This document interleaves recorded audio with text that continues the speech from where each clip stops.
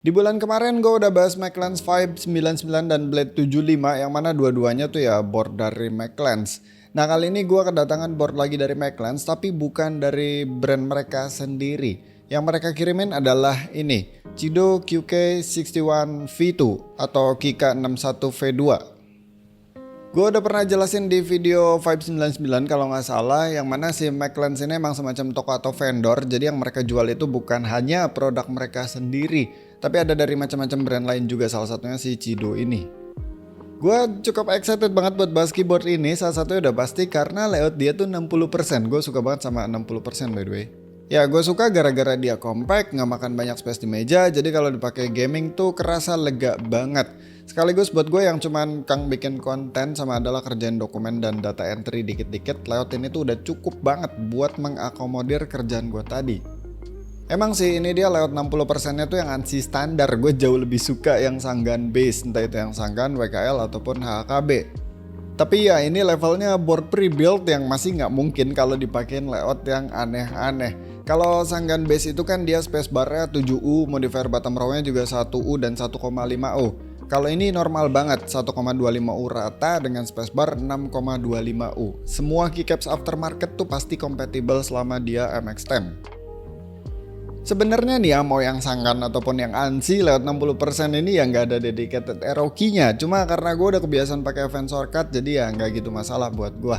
Di sini di QK61 V2 ini dia arrow-nya itu disimpan di tanda tanya ALT menu sama kontrol.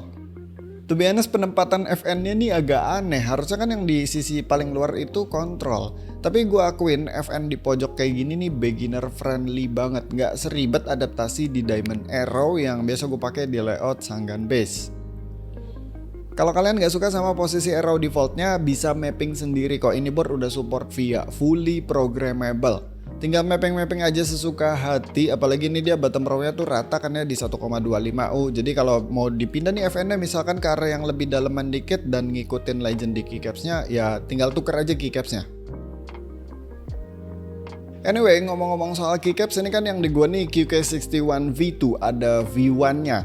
Nah, yang V1-nya itu menurut gua keycaps-nya nggak banget kelihatan murahan, gara-gara dia kalau nggak salah sih cherry profile ya. Cuma dia untuk di modifiernya, legendnya itu pakai yang center alignment dan font size-nya kecil kayak board-board under 500.000 zaman sekarang. Tapi buat yang V2 ini, keycaps-nya udah bener, dia cherry profile dengan left alignment, font size-nya bener, legendnya termasuk rapih.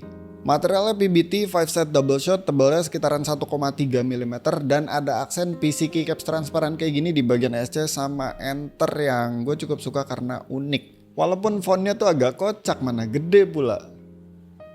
Tapi kalau kalian emang benar-benar gak suka sama aksen ya bisa diganti aja ke keycaps standarnya. Dia full kitnya tuh bener-bener grey on white, yang transparan ini cuman add-on doang. Nah selain dari keycaps, gue nggak tahu lagi bedanya apaan kalau dibandingin sama V1. Tapi kalau ngeliat dari harganya ya lumayan beda jauh sih. Soalnya yang V1 itu ada yang jual di Indo harganya sekitaran 600 ribuan. Dulu sempat pas awal-awal ada tuh di 700 ribuan. Sekarang udah turun ke 600 ribuan. Nah kalau si QK61 V2 ini di McLance dijual di 800 ribu lebih dikit. Link pembeliannya kayak biasa gue simpan di deskripsi di bawah. Harga 800 ribu jangan lihat based on layoutnya ya, jangan kira makin kecil itu harusnya makin murah, nggak juga. Ukuran itu nggak bisa jadi patokan, kayak casing PC aja kan yang ITX tuh biasanya lebih mahal daripada MATX sama ATX. Lagian sebenarnya buat di harga 800 ribuan ini board termasuk murah sih, karena spek yang didapetnya tuh udah rata kanan. Dia jatuhnya tuh sama aja kayak board-board yang di atas 1 juta, malahan beberapa fitur mungkin bisa ngelewatin. Cuma ya biasanya kalau yang di atas 1 juta itu case-nya udah pakai aluminium, sedangkan si QK61 V2 ini case-nya masih pakai case plastik. Tapi serius ini plastiknya bagus, nggak kerasa murahan sama sekali, malah kerasanya tuh premium. Enaknya kalau case plastik kayak gini nih ya jadi nggak seberat aluminium, jadi kalau mau dibawa-bawa ya nggak akan beban. Terus juga ini bentuk case-nya cakep sih, semua angle nggak ada yang gagal in my opinion. Emang sih ini board masih pakai klip-klipan, tapi dia tuh udah nyediain beberapa lubang di bagian dalam yang bisa kita pakai buat nyongkel pakai pry tool. Jadi nyongkelnya tuh nggak usah dari luar yang biasanya bakalan ninggalin bekas. Lagian kayak yang gue bilang tadi, ini board tuh speknya udah mentok kanan, udah rata kanan. Jadi kalaupun dioprek-oprek ya paling yang tipis-tipis aja, kayak misalkan ganti keycaps ataupun ganti switch, yang mana itu bisa dilakuin tanpa perlu bongkar-bongkar si keyboardnya. Ini dia switchnya pakai Qidu Pearl White by the way. Dia ini switch linear, 45 gram bottom out force, 3,6 mm total travel, 20 mm single stage spring, dan preloop di stem agak tebal sama di railnya yang lumayan tipis. Ini switch tuh bagus banget, udah bebas spring ping, bebas spring crunch, feel-nya juga bener-bener buttery smooth. Ini levelnya bukan sekedar smooth doang, tapi udah buttery smooth. Tandem sama board ini suaranya ngeri banget sih, coba denger dulu typing testnya deh.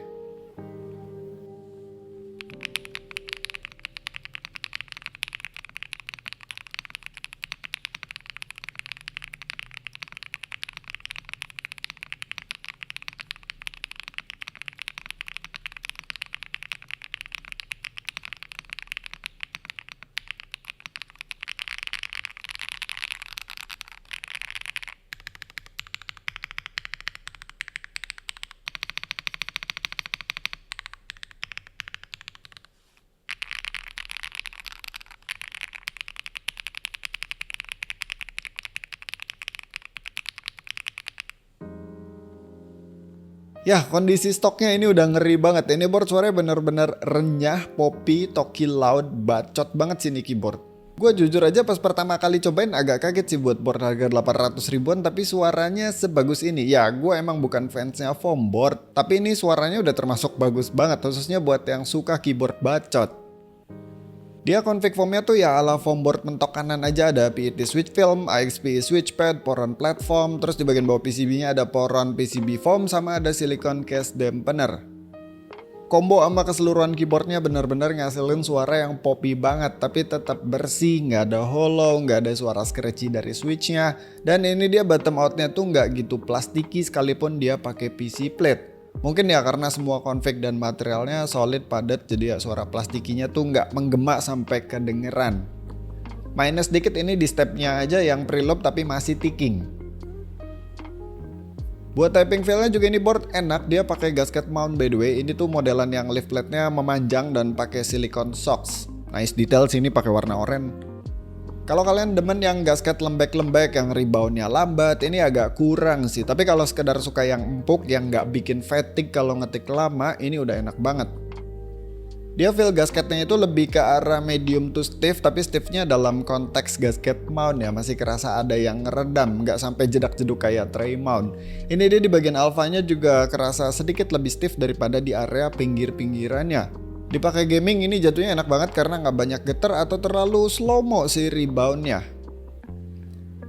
Nah kalau buat fitur lainnya dia udah 3 mode koneksi, switch dan tempat dongle-nya ada di bagian atas sini. Terus PCB-nya udah pasti hot swap universal pakai QMSN hot swap socket, orientasinya south facing, ada RGB per key, dan dia udah pakai Doctor board buat switch pindah mode sama port USB-nya.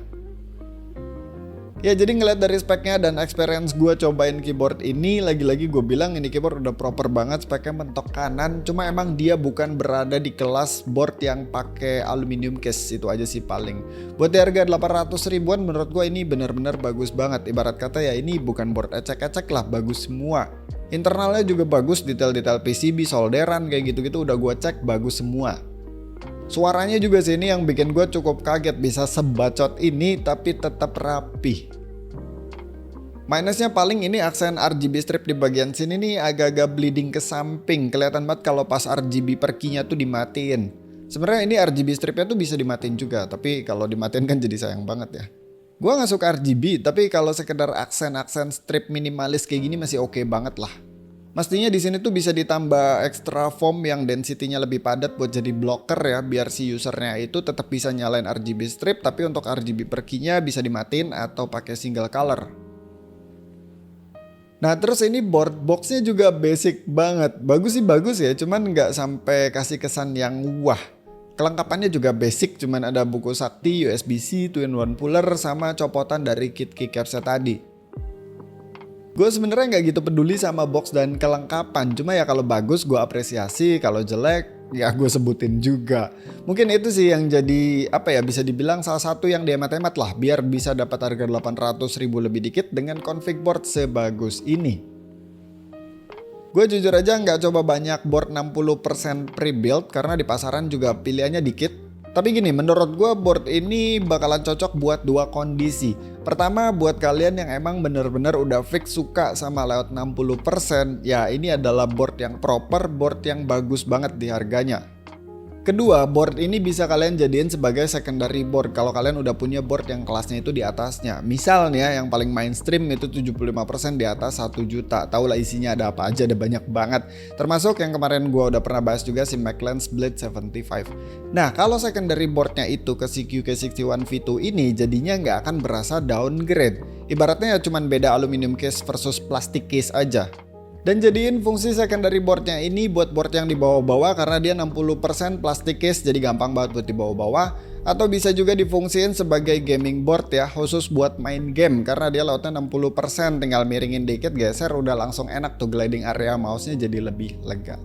Ya paling sampai sini aja video dari gua tentang si QK61 V2 ini. Thank you udah nonton, sampai ketemu di video selanjutnya.